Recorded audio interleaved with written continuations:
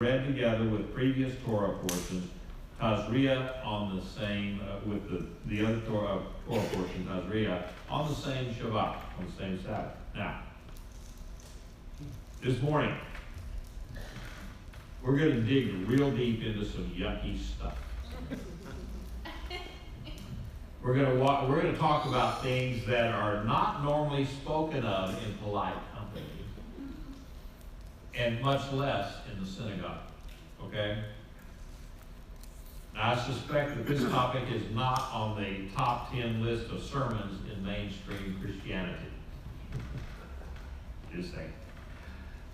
Before we delve too far into it, though, in today's parsha, we need to fully understand two concepts in Judaism that they do not occur in Christianity, and so are probably misunderstood by all Christians, almost all, and maybe a majority of Messianic believers also.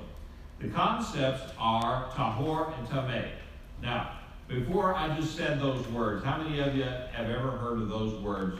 That you've never heard those words. You've never heard those words, tahor and tameh. Okay? Good. So we're going to learn something today. With respect to the Levitical law, a person falls into one of two categories: ritually clean or ritually unclean. Now, the Hebrew word for ritually clean is tahor. You see it up there. And the word for ritually unclean is tamah. And unfortunately, the terms clean and unclean don't communicate the Hebrew concepts very well. To be unclean sounds like something that's bad and sinful, right? You're unclean, you've got sin in your life or whatever. To be clean sounds like something morally upstanding, righteous. Neither one is the case in tahor and tamah. The ritual states of clean and unclean are normal parts of human life. They are neither good nor are they bad. A better translation of tahor and tamah would be ritually fit or ritually unfit. And I even like to clarify it maybe a little bit more than that. Is I think it's in the notes here. Yeah, it's qualified or disqualified, or allowed or not allowed. Not allowed for what? Okay, to be ritually fit means that a person is in a state whereby he is fit or qualified to enter the tabernacle, participate in its services, and eat of the sacrifices. A ritually unfit person is barred from admission and is required to abstain from eating the sacrifices while ritually unfit. So, keep these basic ideas in mind, and that will help us as we work through some of these chapters in Leviticus. You remember that we talked about people that would bring an offering to the Lord. Some of the offerings, depending on what the offering was for, some of the offerings were to be, part of it would be burned up on the altar, but the rest of it, they cut it up, they cooked it, and they ate it along with the priest, or they gave it to the priest. And they were also to bring in flour or bread or oil, those things to accompany the offering, so that you have a meal. And so they would have a meal, a fellowship offering, a fellowship meal with the priest.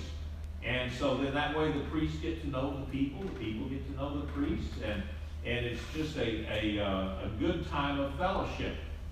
But you can't do that if you're not fit or not qualified, or you're not allowed to go in. A person could be very righteous and in good relationship with the Lord, and yet still be ritually unfit.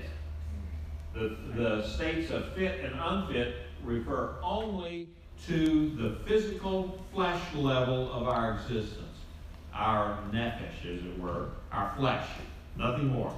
They do not refer to the moral level of our hearts. It has nothing to do with your morality or how righteous you are, how close you are to the Lord, okay? So, I can see already some people are going, what? Okay, so hang in there. Now, last week we talked about how the rabbis looked at leprosy as an indicator that the leper had sinned in some manner, right? And they particularly zeroed in on the sin of Lashon Hara, and what that was. What did we say that Lashon Hara? Anybody remember that? Evil talk, evil speech, absolutely. However, we know that having leprosy or any other disease or malady is not necessarily an indictment of sin in our lives, okay? It's not an indicator. You can fall sick, you can get all sorts of disease or whatever, and be a very, very righteous person. It just happens because we're human. We live in just an unholy world, and so stuff happens. You can take all those shots and still get COVID, huh? Yeah. Mm-hmm. Some of you know. Some of you are overachievers. You got it twice. So, what leprosy did was it rendered a person ritually unfit to enter the tabernacle. It did not mean that a person was a sinner. And you see the leper, if you watch the movie series The Chosen, that the leper is out there and they talk about, well, the disciples did. When they saw a guy who was blind and lame, they said, who sinned, him or his parents? And the Lord said, neither one of them. This was just so that this is for the glory of God. Okay? So, seeing a leper, you shouldn't jump to conclusions that the leper, that's okay. The leper is not necessarily a sinner. Okay? And just so you know, I do not mind children in the congregation. I love it. Okay? Because I got a microphone, they don't. Okay, so I can go I can be a lot louder than the kids. I love to have kids with us. So don't worry about that, please. All right, in this week's Parsha, we read about other aspects of life that would render a person unfit to enter the tabernacle and partake of the sacrificial system. Now, I'm going to share with you some details, but we'll, not all of the details, okay, because y'all are all grown, sort of. But I'll be specific enough to let you know what we're talking about. Okay? So, Leviticus 15:3 speaks of the fluid discharged from a man, makes him tamei, or ritually unfit. This generally means seminal fluid naturally occurring during marital relationships. Okay? It could also refer to discharge from disease or infection. Okay? Everybody's on board with that? All right. Leviticus 15:19 addresses the natural monthly flow of a woman, and we all know what that is, okay? And for 7 days, she is ritually unfit. Again, the Bible gives fairly specific instructions regarding what is normal, the normal menstrual cycle, and what's abnormal, and how you take care of that. And, what is expected, what you do when it occurs outside the normal expected time and function of the body. Both a man and a woman would be rendered ritually unfit to enter the tabernacle simply by being a living human being. So therefore, every person in the camp, every Israelite, if he was a normal, living, breathing Israelite, at one point or another was going to be ritually unfit to go into the tabernacle. It's just by being alive. Normal marital relations would make them unfit for entering the tabernacle. So does that mean that sexual relations with your wife was a sin? No, certainly not. Procreation was a commandment. So yeah, and they're doing what they're supposed to do. But it does make them unfit to participate in the sacrificial system. And I could go into a long discourse on why that was. Okay, and there are valid reasons for why the Lord set that apart. The ideas of just normal living. But we don't have time to go into that. It would take me an hour or so to develop that. And so there were other things that made people ritually unfit, such as touching a corpse because people died, and so what did you have to do when a person died? Well, you had to take care of them. If they're your family, you have to take care of business. You have to wash the corpse, you have to wrap them, and then you put them, in the ground. So you're touching a corpse. Well, and any place, any house that has a corpse in it is unclean. So, that made a person unclean. So, just sitting in the same chair as a person that is in a state of unfitness or uncleanliness was also made you unfit. So, now, giving the scarcity of running water, that's one of the things they were supposed to do. They were supposed to wash in running water. Okay. Now, can you imagine that they're out in the desert on this 40-year trek that they had, and there's not a whole lot of running water out there. If you've ever been out to the Negev, it's pretty dry. I mean, it's very dry, and so it's even drier than West Texas. Okay, and so they're just with no running water. The idea of getting in the mikvah and all that. So it's not unreasonable to think or see that a person, and perhaps the entire congregation, was most of the time were unfit to go into the tabernacle, just by association, just by living their lives with family who are not in a state of fitness. So I would imagine that the men had to return to Jerusalem. This is after they've conquered the land. They had to go to Jerusalem 3 times a year. So at that point, then they had to be ritually fit or ritually qualified to go into the temple. So at that point, then I could see that they would go and do all the preparations for being ritually fit, and it was not for them to be in a state of unfitness was not a sin. Okay, just remember that being unfit to go into the tabernacle or into the temple was not a sin. It was in many cases, and I would say maybe not very few cases, was it even a question of hygiene? Because some of the things that made you unfit, for instance, the washing and taking care of a relative, a corpse. How does that? After you're done with all that, you're going to wash your hands and then you're done. But does that make you a sinner? No, it's just not. That's not what this means. Now, there is it's kind of a funny thing. The title of my drash today was the Metzora Mashiach. Okay, the leper Messiah. Now, there's one cryptic passage in the Talmud. The sages discuss different theories about the potential name of the Messiah. Now, several schools of disciples offer different opinions. You know the deal. 2 Jews, 3 opinions. Okay? Each one has a theory about what the name of the Messiah would be. After the Talmud offers a list of opinions, it presents an authoritative ruling by the sages. The Messiah shall be called the leper of the house of Rabbi. That's a strange name.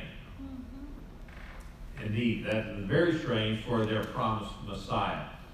And the rabbis say his name is the leper, as it is said in Isaiah 53:4. Surely our sicknesses he himself bore, our sorrows he carried, yet we ourselves esteemed him stricken, smitten of God, and afflicted. Now, that's in Sanhedrin Tractate 98b, if you wanted to look that up. A word association between the leper and the suffering servant of Isaiah 53 involves the Hebrew verb negah. Okay, those of you who are studying Hebrew, which means to smite, to hit. The Torah refers to the condition of leprosy with the noun form of the same word, which means plague, smiting, or affliction. You know, and we say, even today, we use that concept of saying, yeah, that somebody was struck down by the flu, or they're struck down by cancer or something. You know, that we use that word even today. The Talmud quotes Isaiah 53:4, where Isaiah uses the same word to describe the affliction of the suffering servant. And this is what it says: surely our sicknesses are nagua, he himself bore, and our sorrows he carried. Yet we ourselves esteemed him stricken, smitten of God, and afflicted. On the basis of these associations, the sages then referred to the suffering Messiah as son of Joseph as the leper. The Messiah, son of Joseph, carries the suffering of the exile and the punishment of the Jewish people like a leper carries his affliction. So that's their association. Now, the sages understood that this verse to mean that Messiah took on the nation's leprosy. Not literally, but figuratively. The title leper Messiah sounds like a deprecation, and it contradicts the Bible's own description of the Messiah. You know, here's kind of a paradox here. They're saying he's a leper, but at the same time, in Isaiah 52:13, it says, behold, my servant will prosper, he will be high and lifted up and greatly exalted. So how can he be greatly exalted and high up and still be the leper? The Bible indicates that the Messiah will be the wisest of all men, exalted above Abraham, Isaac, Jacob, Moses, and even the angels. His stature will exceed that of all the great men and kings of the earth. Therefore, Hasidic teaching concludes that the Talmud hints towards some deeper meaning when it refers to the Messiah as the leper. It indicates that the Redeemer suffers the agonies and afflictions of Israel's exile. He impatiently waits for the final redemption, or what's the Hebrew word for the redemption of Israel? Anybody know? Geulah. You heard that word before? Geulah. All right, when he can purify the nation, but until then, he personally suffers the pain of Israel's leprous-like affliction, the agony of the ongoing exile.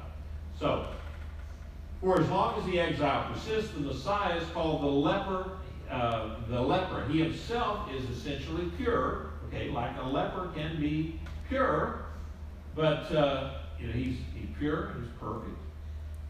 His affliction merely reflects the condition of exile. The day of purification, then, refers to the moment of the redemption of Israel, the Geulah, when Messiah will be revealed in his true person and righteousness will become manifest to all. Now, ironically, the sages, both before Yeshua and after Yeshua, spoke of the Messiah as the leper Messiah. So, how did that play out in Yeshua's ministry? He never contracted leprosy, but he contracted the ritual impurity and unfit state occasioned by leprosy. In Mark 1, we read it this morning of verse 40 and 41. A man with Sarah comes to him, begging him and falling to his knees and saying, if you are willing, you can make me clean. Moved with compassion, Yeshua stretched out his hand, touched him, and said, I am willing, be cleansed. Now, ironically, by touching the leper and cleansing the leper, Yeshua, then, the master, he contracted ritual impurity. He got the same ritual impurity that the leper had. Though the leper was healed, Yeshua himself became unclean. Now, why would he do that? He could have healed the leper with simply a word.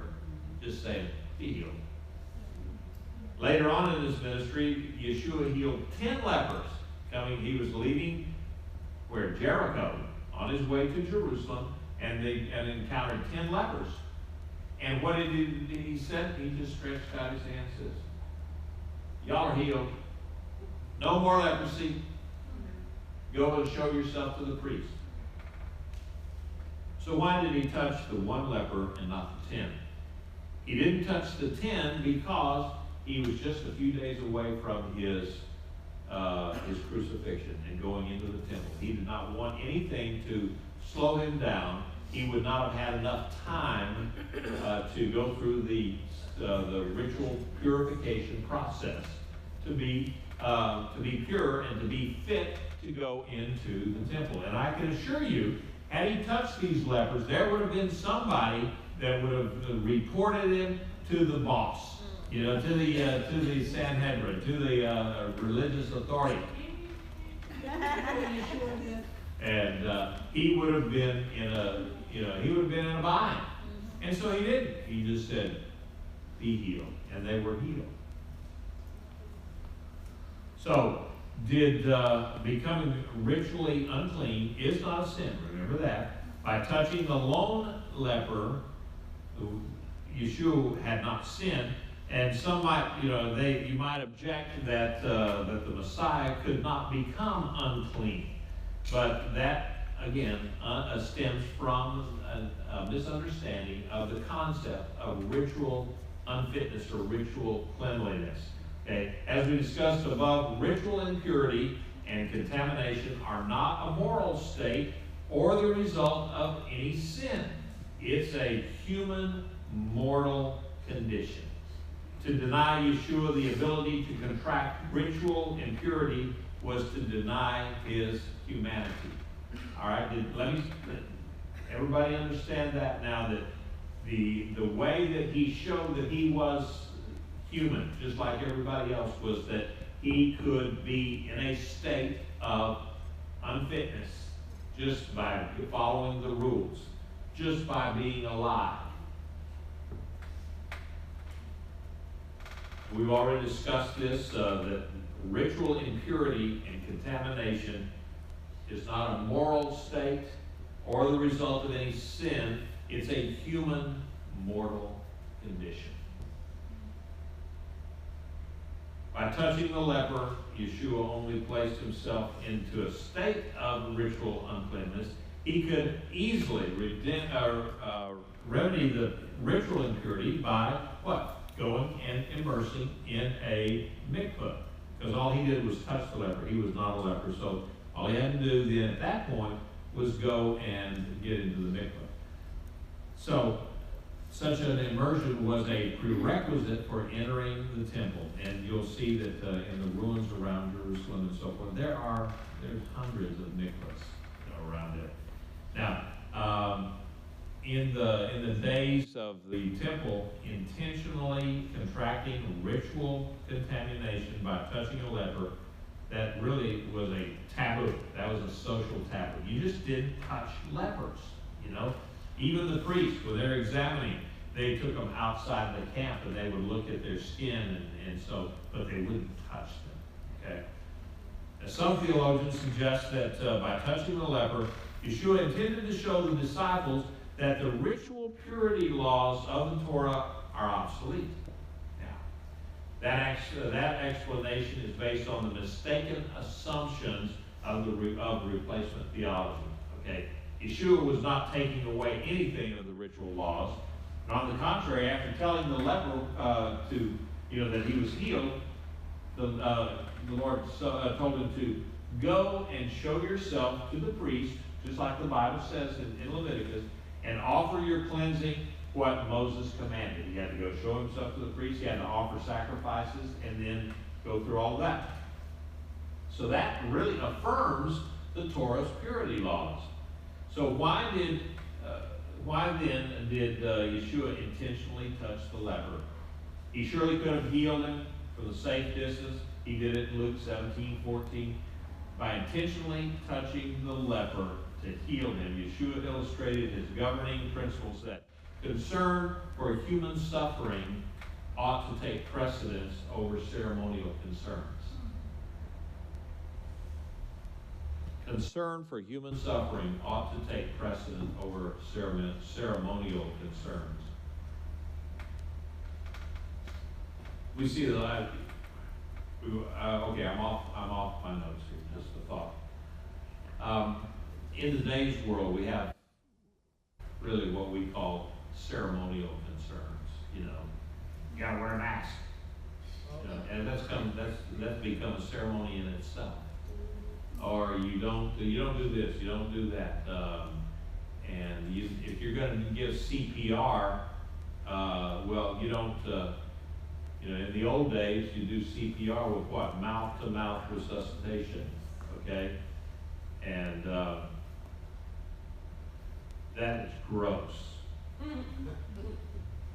Having done it in the Coast Guard, trying to rescue people who had drowned or whatever, and to do that, we didn't have those nice little masks that you put over your face and blow into the mask. No, you put your mouth on their mouth and you blow in the breath into that person.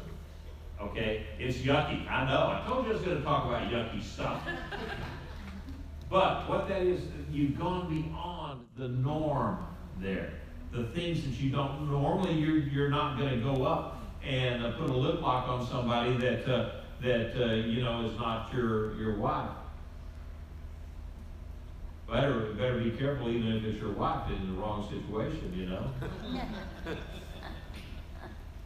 But I can tell you, it's gross. But the concern for that outweighs the human being, the human part of it outweighs everything.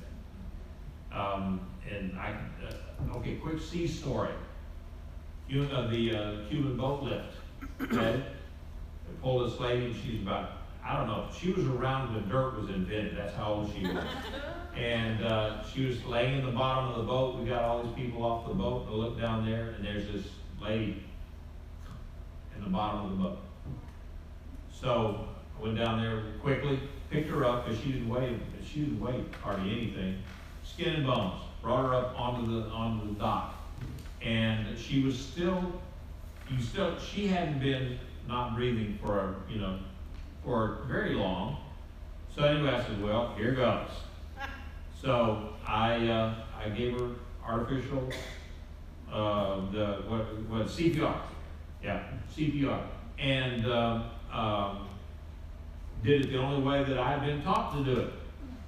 Pinch nose, and did that for a few minutes. Nobody else would help. I mean, there were people all around. Nobody else would help because she was old and she was dirty and she was yucky. And but you know what? God gave that lady her life back, and she breathed. Now I'll never forgive her for throwing up at me when I was trying to do that. That's all right. I threw up right back on top of it. I told you, yucky stuff. That's what happens sometimes when you get into those things. So there are other gospel stories. Yeshua set aside the Sabbath prohibitions for the sake of performing healings on the basis of Hosea 6:6. If you know what this means, I desire compassion and not sacrifice. That is to say, by showing mercy to a human being, by alleviating his or her suffering, should take precedence over ceremonial or ritual prohibitions. Just as he intentionally took upon himself the leper's uncleanliness in order to heal him, he too, he intentionally took upon himself human mortality. You can get the kids ready back there, the parents. Give them a high sign. Parents, go ahead and give the kids the high sign. We're almost ready. Okay. Yeah, I was heading that way. All right, good. We got another surprise for you. He intentionally took upon himself our sin in order to cleanse us of it. He took upon himself our guilt in order to absolve us from it. He took upon himself human uncleanliness, human unfitness, allowing himself to reach the highest level of ritual contamination by becoming a human corpse in order to save us. In today's world, we don't have to focus on being ritually fit or unfit. Okay? And why is that? Because those rules are only relevant while the tabernacle or the temple was still standing. But the rules for being fit or unfit are based on being in right standing before the Lord. And that's what is something we must pay attention to. Okay? We don't have to worry about getting in a mikvah, being one of the morning washers that did that every day. But we don't have to worry about that because Yeshua has already become tamei before us, and with his own experience and his own sacrifice. So we can be tahor, we can be fit, we can be clean. Now, if you never ask Yeshua in your heart and in your life today, then I would urge you to do that. You can come up and pray with me. I will pray with you, and we can ensure that you are in right standing with the Lord. So, but the ideas of the Lord becoming like the leper so that he could identify further with us, because just being a living human being made you unfit for temple service sometimes. And so the Lord said, okay, I'm with you there. I'll become ritually unfit too, just so that I can be just like you, and then you can be like me, because he was going to the cross and he knew that. So, all right, now, I think we're ready for a little bit of something here. You might want to just kind of see what these kiddos have cooked up here. Last week we had The Walking Dead.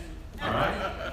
So this week I think we're going to have a little bit different change. Okay, different kind of a thing. Remember what tomorrow is traditionally in the Christian calendar, which is Palm Sunday. Right? Okay. Here we go. I think we're ready to go.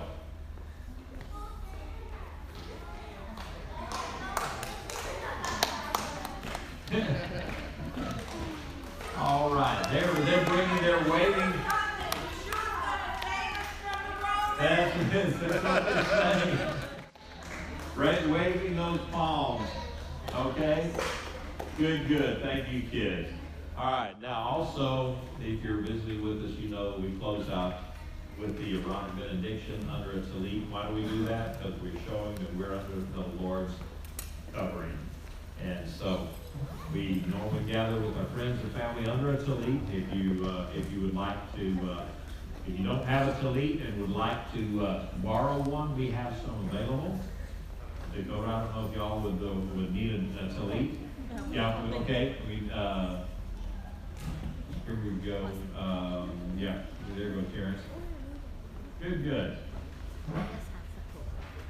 I can say, it's not a requirement, but we just like to do it. Yes. Absolutely. Okay. Yivarech Adonai v'yishmerecha, Ya'er Adonai panav elecha v'yihuneka, Yisa Adonai panav elecha, Vayasem lecha shalom. The Lord bless and keep you. The Lord shine the light of his face on you and be gracious to you. The Lord lift up the light of his countenance on you and give you his peace, his shalom, his completeness. All right, remember that we have the Torah Club right afterwards. And I think